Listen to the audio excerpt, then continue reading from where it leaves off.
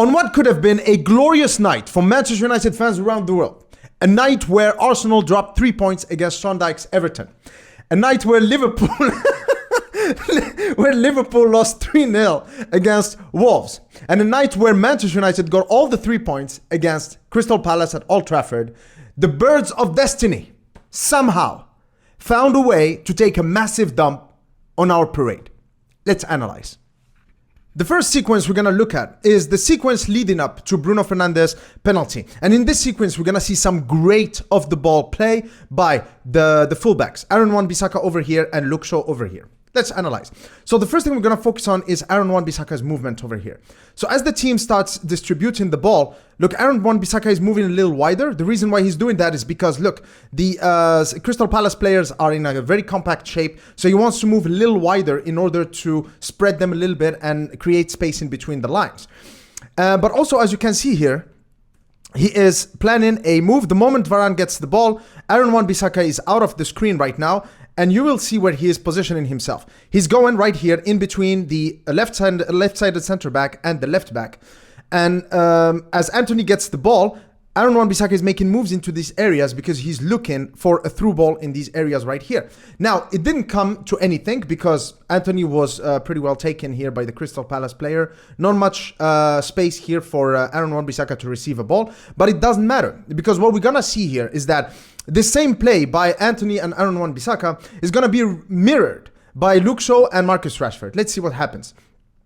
So Bruno Fernandes gets the ball here. Now, something that is really important here is that Antony, as he moves into the central area here, it's something we're going to see with Alejandro Garnacho later in the video. He stays in this area. He doesn't go back to the wing, and that's very important. Also, same thing with Bruno Fernandes here, who's going to make a move into the box. All of these moves are important right here. Luke Shaw gets the ball, and he sees this space right here. He can dribble with the ball, but there's a much more efficient way of doing it. Now, the reason why Richard, a defender that I like very much, the US international, 22-year-old, a very good center back. But here he's actually taken hostage by the Manchester United players. Weghorst is here, so he has to stay close. But also Antony and Bruno Fernandes are coming into this area. So Richard, not only does he need to take care of covering the space for Luke Shaw, but also make sure that he tracks the runs of these players in the central area, okay? So Luke Shaw, the moment he gives the ball to Rashford, look what he does. Sprint straight to this area, gets the ball, and then that's actually how we got the penalty. Marcus Rashford comes in here, and then we get the handball. But as you can see, this sequence right here, I mean, obviously we are lucky because the ball hit Hughes' hand, but what's important here is that the movement that Antony and Bruno Fernandes made by being close and around the central area of the pitch here in the box, Zone 14, a very key area, but also Luke Shaw and Marcus Rashford in combining in this area right here. That's what put us in a good position for us to get this penalty. Now let's watch the second goal. The second goal is even more interesting. And what's really important about the second goal is the principle of triangles. Triangles are extremely, extremely important in football, and we're going to see why they are important in this goal. Now, it starts with a throw-in in our own half. This was in the 62nd minute. Now, look, the moment Fred gets the ball. Now, the first thing you notice is that there are 6 Crystal Palace players here. And Crystal Palace, they are a very good, well-organized and physical team under Patrick Vieira. So they are dangerous in these kind of situations. They can easily swarm you and counter-attack you. But look at what Bruno Fernandes and Casemiro are going to do. This is, again, a masterclass in movement. As the ball goes to Lisandro Martinez, Casemiro and Bruno Fernandes are not in the frame anymore because they are sprinting to go into the forward areas. What that does is that it just pulls the Crystal Palace midfield, hence, as a result, pull in their forwards, hence providing Lisandro Martinez, a defender who likes to be a deep line playmaker for Manchester United, with plenty of space to run with the ball and assess his options, right? As you can see here, Bruno Fernandes is over there and Casemiro over here, literally in forward positions. Now, Lisandro Martinez goes with Luke Shaw, who will look for Garnacho. Now, here is what's going to happen. Now, for Manchester United to progress the ball into dangerous areas, they have to create triangles. So let's see what happens now with Garnacho. So Garnacho cuts inside, just like Antony did in the first goal. Garnacho is actually going to stay in the central area, and he's going to be, of course, instrumental to us scoring this goal. First triangle, Garnacho and Fred. That was a 1-2, right? Now the ball goes into Aaron Wan-Bissaka. Now, there is a triangle over here between Wan-Bissaka, Antony, and Bruno Fernandes. Wan-Bissaka to Antony. Here's some incisive passes. There you go. 1, 2. Now, as the ball is making its way to Aaron Wan-Bissaka, now we start identifying a problem. The problem is this. The moment Aaron Wan-Bissaka is going to get the ball, he's only going to have two options, really. The first option is he can play speculative cross or chipped ball into the box, where Rashford and potentially Casemiro are waiting. Weghorst was already substituted at this point, so there is no obvious target man in the box for us, so I doubt that that's really going to lead into a goal. The other thing is that he would be pressed by the Crystal Palace players, thus he will have to come back and pass the ball to Varane or Lisandro Martinez and recycle possession. But Casemiro over here, difference maker, is going to provide Aaron Wan-Bissaka with an opportunity for a triangle.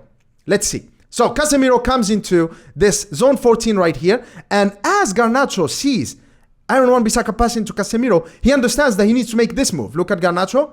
There you go. There you go. Now he's in a position to receive the ball in a very dangerous position. Now Garnacho has the ball in a critical part of the opposition's zone, which is zone 14 right here. If he shoots here 9 out of 10 times, he's going to score. So he's swarmed by the Crystal Palace players. Luke Shaw is trying to remain onside. There you go. He's lifting his hands. He wants the ball, and he's going to get it.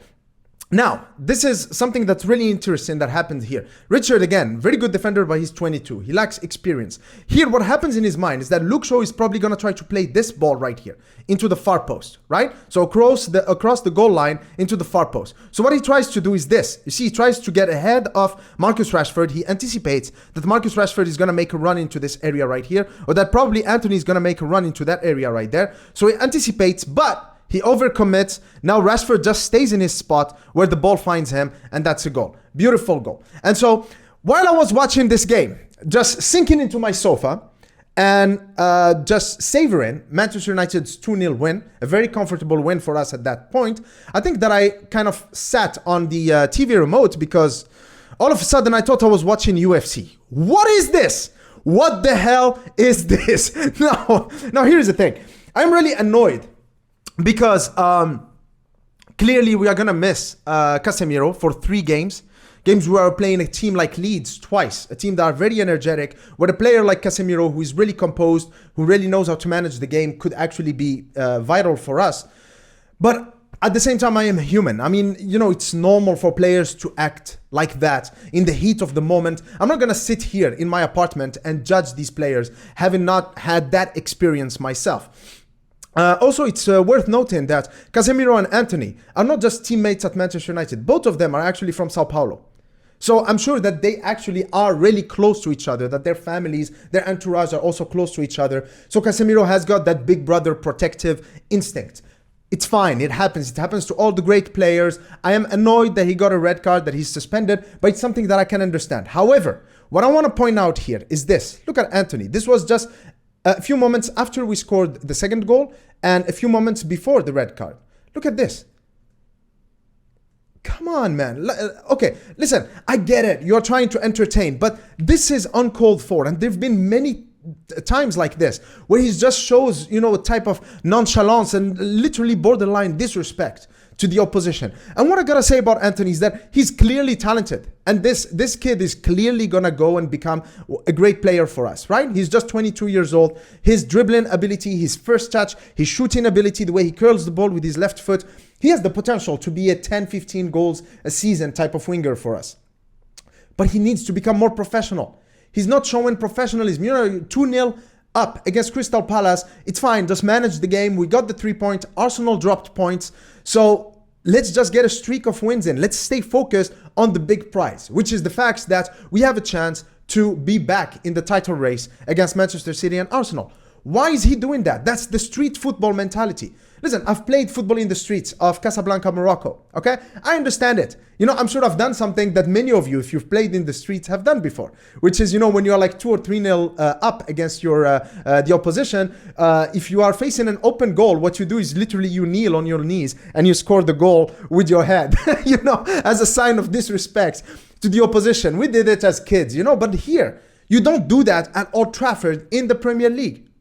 And Crystal Palace's reaction, of course, I don't defend or condone violence at any moment, but it's kind of understandable. They're losing 2-0, you know, show some respect.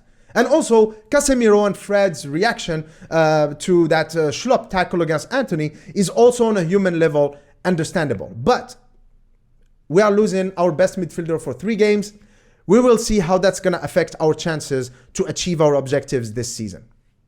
So before I let you go, I just want to let you know that I have created a Scarlet Report Twitter account. So if you are active on Twitter, I'm going to leave my Twitter on a pinned comment in the comment section. So please make sure to add me on Twitter, follow me on Twitter. And I hope that you've enjoyed this analysis video. If you did, please make sure to give the video the thumbs up and cheers.